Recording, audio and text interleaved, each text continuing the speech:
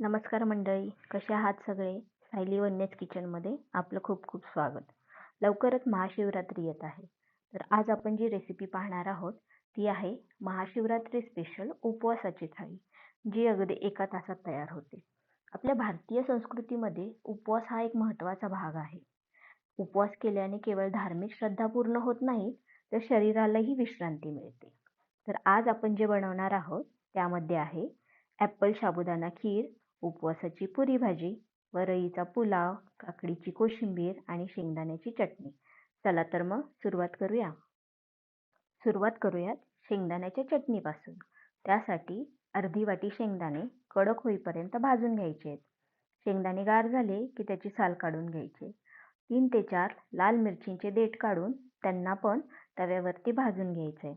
सोबतच 1 चमचा जिरे, 5 ते 6 कढीपत्त्याची पाने टाकून त्यांना सुद्धा क्रिस्पी होईपर्यंत भाजून घ्यायचे. थोडे गार झाले की मग त्यांना भरभरीत कुटून घ्यायचे आहे. तुम्हाला हवे असेल तर तुम्ही मिक्सरमध्ये सुद्धा बारीक करू शकता, पण अगदी बारीक करू नका, थोडेसे जाडसरच वाटा. थोडे कुटून झाले की मग त्यामध्ये 1 चमचा मिरची पावडर आणि उपवासाचे मीठ टाकून बारीक करा. चला तर मग तयार झाली आपली झटपट पटापट शेंगदाणा चटणी.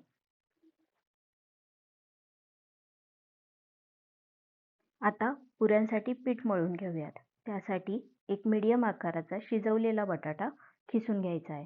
त्यामध्ये 1 चमचा मीठ, खिसलेले आले, बारीक केलेली मिरची आणि जिरे व 1 वाटी राजगिऱ्याचे पीठ टाकायचे आहे. सुरुवातीला पाणी न टाकता मिक्स करून घेतले आणि नंतर जसे लागेल तसे थोडे थोडे पाणी टाकून पीठ मळून घ्यायचे. पीठ घट्ट मळायचं आहे. आता त्या पिठाला थोडेसे तेल लावून झाकून मुरण्यासाठी ठेवायचं आहे. पीठ मुरतेय तोपर्यंत आपण वरईचा पुलाव बनवून घेऊयात. त्यासाठी मी वरईला 2 तास आधीच भिजत ठेवले होते.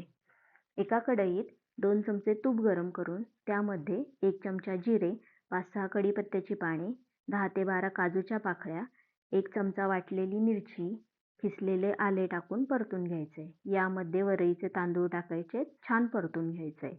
वरतून 1 चमचा मीठ टाकलंय आणि 1 वाटी गरम पाणी टाकून छान त्याला उकळी येईपर्यंत छान शिजवून घ्यायचंय.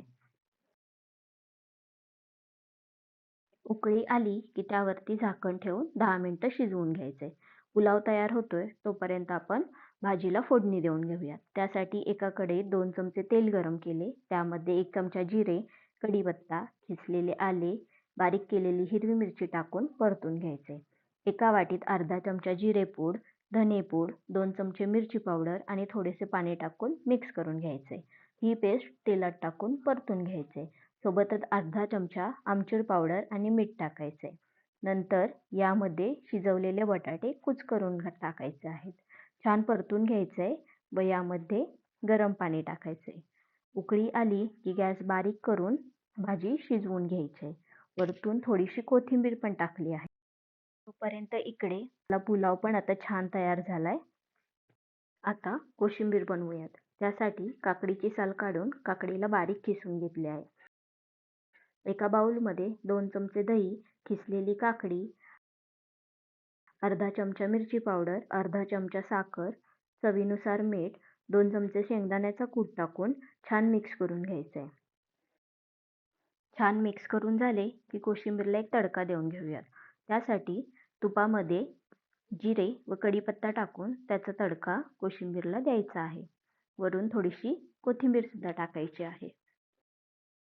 चला तर मग आता खीर बनवूयात.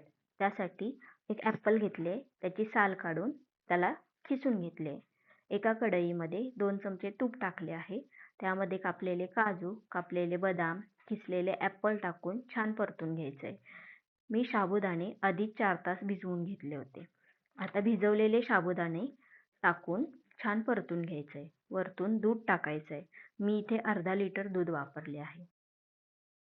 सोबतच पाव कप साखर, 10 ते 12 केशरचे धागे टाकून छान मिक्स करून घ्यायचंय. 10 मिनिटं छान उकळून घेतलं की नंतर यामध्ये 1 चमचा वेलची पावडर टाकली आहे. ही खीर तुम्ही गरम किंवा गार कशीही सर्व्ह करू शकता. ती कशीही मस्तच लागते. चला, सगळे पदार्थ झालेत तर पुऱ्या तळून घेऊयात. पुऱ्या लाटताना मध्यम आकाराच्या लाटायच्या. त्या ना खूप जाड लाटायच्या ना खूप पातळ. चांगल्या गरम तेलामध्ये त्या छान तळून घ्यायच्या. पुऱ्या अशा मध्यम आकाराच्या लाटल्या की त्या अशा टम्म फुगतात. चला तर मग तयार झाली आपली थाळी. ह्या महाशिवरात्रीला नक्की बनवून पहा. आवडेल तुम्हाला. तुम्हाला जर ही रेसिपी आवडली असेल तर लाईक, शेअर आणि सबस्क्राईब करा आणि कमेंट करायला विसरू नका. Thank you for watching.